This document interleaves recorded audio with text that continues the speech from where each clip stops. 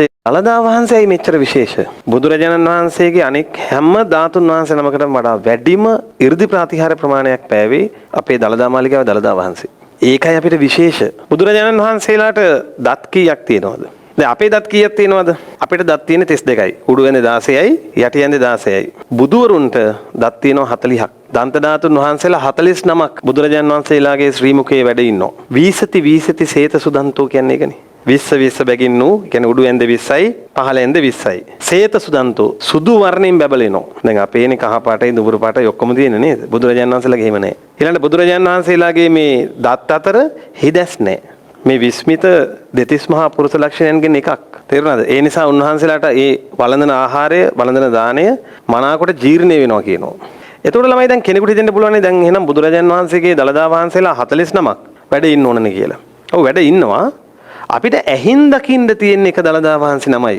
ඒ දළදා වහන්සේ තමයි ඇහින් දකින්න අවස්ථාව ඇදලා තියෙන්නේ. ඊට අමතරව ළමයි බුදු මුවින් 84000ක් ධර්මස්කන්ධේ වදාලානේ. සූත්‍ර දේශනා වශයෙන් ගත්තාම 84000ක් තියෙනවා. මේ 84000ම ධර්මස්කන්ධය අපේ දළදා වහන්සේ ස්පර්ශ කළා තියෙනවා. ඒ ගැන හිතන්නකෝ. දැන් ඔය භාග්‍යතුන් වහන්සේ වදාළ ධර්මයේ ඇතුළේනේ අඟුලිමාල අරහත්ත්වයටපත් උනේ. නාලාගිරි දමණය උනේ. කෝපමණ නම් ධර්මයේ වදාළද ඒ හැම දහම් කරුණම දළදා වහන්සේ ස්පර්ශ කළා තියෙනවා.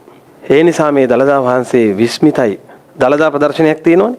ඒ ප්‍රදර්ශනයේදී දළදා වහන්සේව දකින්න කියලා හිතාගෙන ගෙදරින් ඔය දරුවෝ එක අඩියක් තිබ්බද? ඒ පොලිමේ ඉඳලා හිමින් ඉස්සරහට තියෙන අඩියක් ගානේ බුදුරජාණන් වහන්සේ බැහැ දකින්න යන පින රැස් වෙනවා. කිහින් හැරිලා ඉන්න උනත් කමක් නැහැ. ඇයි ඒක එහෙම වෙන්නේ? ඇයි බුදුරජාණන් වහන්සේ වදාරනවනේ? භාග්‍යතුන් වහන්සේගේ ශ්‍රී දේහයේ අබෑටයක් පමණ වූ ධාතුන් වහන්සේ නමකට පවා ජීවමාන බුදුරජාණන් වහන්සේ සංඥාවෙන් වැන්දොත්, පිදුවොත්, දන් දුන්නොත් ඒක භාග්‍යතුන් වහන්සේට කරපු වන්දනාවක් හා සමානයි කියනවා. ඒක භාග්‍යතුන් වහන්සේට පිදු දානයක් හා සමානයි කියනවා. සෙල්ලම් නැහැ. එතකොට මේ දන්ත ධාතුන් වහන්සේ ගිහිල්ලා දළදා වහන්සේ දැක ගන්න ලැබුණොත් කවර කතාවද? ඒ නිසා ඔය දළදා ප්‍රදර්ශනයට යනකොට පොලිමේ ඉන්නකොට ඒ පොලිමේ ඉන්න අනිත් අය ගැනත් ඒ චේතනාවම තියාගන්න. මේ හැමෝම බුදුන් දකින්න යන්නේ. තරහමර හදාගන්න එපා. හැමෝටම උදව් කරන්න. Tamanට නොලැබුණා තව කෙනෙකුට ලැබෙනවා දකින්න සතුටු වෙන්න. අනේ මෙයාට ලැබුණානේ. එහෙම තියෙනවා ළමයි දේවල්. කොහොම හරි දැක ගන්න උත්සාහ ගන්න.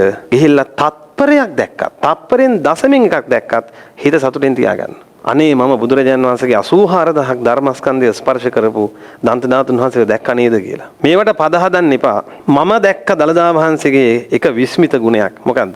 දළදා වහන්සේට පුළුවන් එක රැයින් ඔය ධර්මයට ගරහන ධාතුන් වහන්සේලාට ගරහන සියලු දෙනාගේ කටවල් වහන්න. එක රැයින් පුළුවන් වුණා.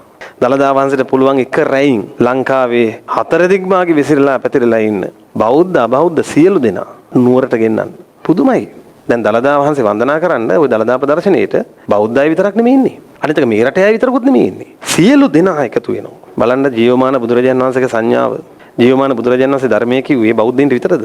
නෑ. ඉතින් ඒ නිසා මේකේ ಜಾති ભેද ආගම් ભેද තියාගන්න එපා. දළදා වහන්සේ වන්දනා කරන්න පොලිමේ ඉන්නත් පිනක් තියෙන්න ඕන. දළදා වහන්සේ වන්දනා කරගන්න කියලා ගෙදරින් එළියට එන්නත් පිනක් තියෙන්න ඕන. දළදා වහන්සේ වන්දනා කරගන්න බැරි වුණත් ඒ වන්දනාවට ය아가න්න බැරි වුණත් ඒ ගැන අහලා හිත පහදව ගන්න පවා පිනක් තියෙන්න ඕන. ඒ නිසා දළදා වහන්සේ බැහැ දකින්න යන්න බැරි වුණත් කමක් නැහැ. හිත පහදව ගන්න.